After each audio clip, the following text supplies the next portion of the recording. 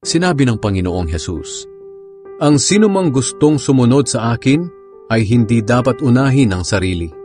Dapat ay handa niyang harapin kahit ang kamatayan, alang-alang sa pagsunod niya sa akin. Sapagkat ang taong naghahangad magligtas ng kanyang buhay ay mawawalan nito. Ngunit ang taong nagnanais mag-alay ng kanyang buhay alang-alang sa akin at sa magandang balita ay magkakaroon ng buhay na walang hanggan.